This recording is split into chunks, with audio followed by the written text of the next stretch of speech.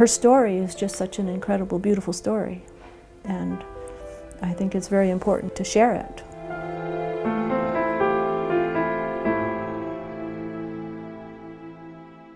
Somebody put The Long Loneliness in my hands, Dorothy Day's memoir of growing up, the San Francisco earthquake,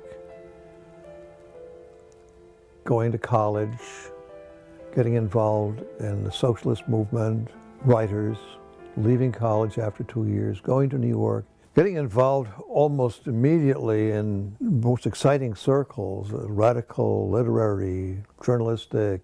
Of course, she was a very attractive woman. That must have helped. But she's only 19. And she was out, she was drinking with Eugene O'Neill.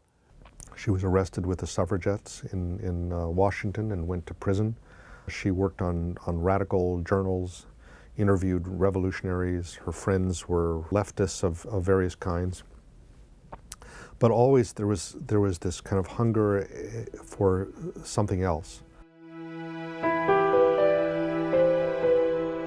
Of course, there are stories in the late teens where she would be sort of on the town. You know, she was saying she flung roses, you know, but she would find herself at times at St. Joseph's Church in the West Village praying, you know. And part of what really attracted her was the sacramentality of things, the sacramentals, like light, water, incense, oil, texture, bread, wine, those things, but also a sense that this was the church of the working poor. There were also a lot of really painful, sorrowful times in her life. One that she never wrote about, but that was certainly very important, was an unhappy love affair that she had that resulted in her pregnancy and resulted in her having an abortion. This man she loved said he would leave her if she didn't have an abortion. She had the abortion, he left her anyway, and it was a terrible experience. Years later, she's living on Staten Island with a man she really loves. She has this overwhelming sense of happiness and kind of domesticity after all the strife and turmoil of her earlier life. She finds that she's pregnant, and she experiences this as an extraordinary feeling of grace, forgiveness, joy. And in her joy, her heart turns to God, and she decides, I want my daughter to be baptized, and that means I should be baptized as well. The man she was living with, whom she called her common-law husband, was a rational kind of guy, an agnostic, an anarchist. He wouldn't have anything to do with marriage or with the church. And so it meant separation from him and the love of her life. But anyway, she separated from him and then spent several years trying to figure out how to live out her life as a Catholic, but still holding on to that radical commitment to social justice and to the poor, and wondering how the two of these were put together.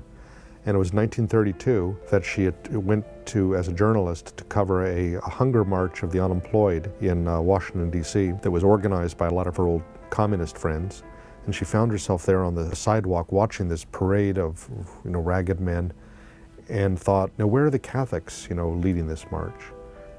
But it came together for her when she returned from Washington and found this guy, Peter Morin, waiting for her.